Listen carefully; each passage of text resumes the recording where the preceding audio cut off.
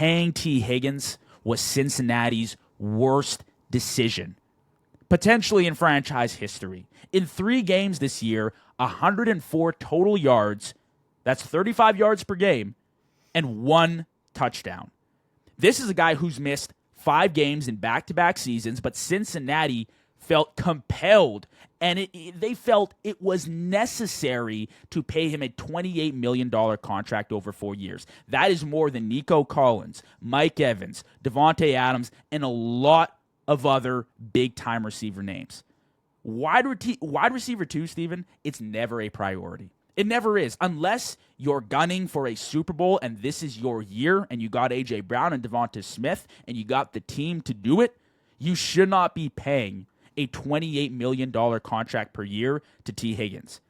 And you're realizing the effects, the damage that contract is doing now that Joe Burrow is out, now that he's not producing. It just doesn't make sense. But again, this is why the Bengals consistently lose and are a bottom-feeding organization. See, I actually disagree. I was one of the people who said they had to pay Tee Higgins just because given how their offseason was shaping up and how they could build a team going into the season, they had no choice but to pay Tee Higgins because their defense wasn't going to get much better through free agency. It had to be through the drafts. So what are they going to do with this money? Well, they might as well maximize Joe Burrow in this offense because they can't run the ball. So you just might as well just give Joe Burrow another receiver. Philly's paying another receiver as well, and it's working out just fine with them. I think they're just having a hard time getting Tee Higgins the ball. I still think Tee Higgins is one of the 15, 20 best wide receivers in the league, and on a good day, looks like a top 10 wide receiver in the league. They just need to do a better job getting the ball. Of course, Burrow going down. So Burrow only got to play the first 2 games of the season. We all know Burrow first 2 games of the season is never all that spectacular, and then he goes down. So that definitely massively hurt Tee Higgins' production. I still think signing Tee Higgins was worth it. Yes, it was a lot of money, but it's because they paid him late. If they would have took care of him earlier, we wouldn't have these problems. But Cincinnati's Cincinnati. I think it was the right decision. They got to do a better job of getting him the ball because he is a real excellent wide receiver. And I think he maximizes their offense to when they're all healthy at being one of the best in the league. But when Burrow goes down, listen, I think Jake Browning is pretty solid. 23, he was a 500 quarterback steering the ship. It's not like Cincinnati's season's over, especially that Baltimore is 1-2, and the Browns are the Browns, and I think that Steelers thing's going to fall off, and they're going to win no more than 9-10 games. So the Bengals season isn't over, but Browning's play was just unacceptable. I don't know if we're going to get into that, but you have 5 interceptions in essentially 6 quarters. You can't have that. I think Browning's pretty solid, and he held his own with Tee Higgins and Jamar Chase in 23. But, dude, they can't run the ball, too, and their offensive line's terrible, and their defense obviously sucks. But, like, bro.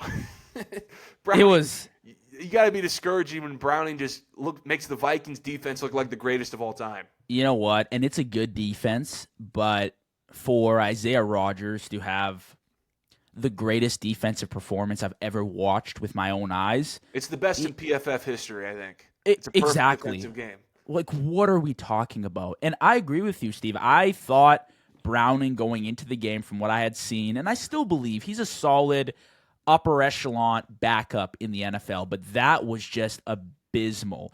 And just to clarify, as far as Tee Higgins goes, I don't think Tee Higgins is a bad player. You know, I've never thought, I think Tee Higgins is a super valuable asset, but at the moment, half your salary cap is going to 3 guys, or 4 guys right now, if you include Hendrickson on defense. You don't got a lot of money to work with to delegate to free agency acquisitions or trades or whatever you're going to get into. That means you got to draft well. That's what Philly does exceptionally well, but the Bengals just don't. They don't draft well. They just don't draft well. Besides Joe Burrow and Jamar Chase, they haven't been good in that category of their franchise. So that's where they're hurting right now. And, you know, I think Tee Higgins should have gotten paid wherever he went, but I just don't think where Cincinnati's at right now with the holes on the offensive line, with the defense being as bad as it is, just torn up by Minnesota, I just don't see it. With the run game missing, this team is so far from returning back to Super Bowl form. Even if Joe Burrow's healthy, Steven, I'm curious your thoughts before we pivot over here to Colts and Daniel Jones. I don't know. I just don't see it with Joe Burrow unless this team has a massive improvement out of nowhere. Like as far as Super Bowl contention? As far as Super Bowl Yeah, contention. I mean that was never on the table coming into the season. That was never on the table.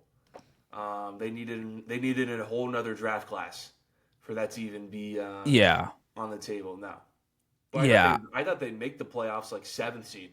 I thought they were just gonna have a little bit of a better defensive season, have some more luck on their side because they got as bad as their defense was last year. There were just some games where offense was so great they just got screwed. Field goals missed here, turnover in bad spot here. Couldn't get a stop there. If they had one game go their way last year, they would have made the playoffs. And I thought that was going to happen this year. I mean, they beat the Browns. Then they beat Jacksonville to start 2-0 for the first time in God knows how long. But then Burrow goes down. But I don't think their season's over. But they were never contenders to begin with.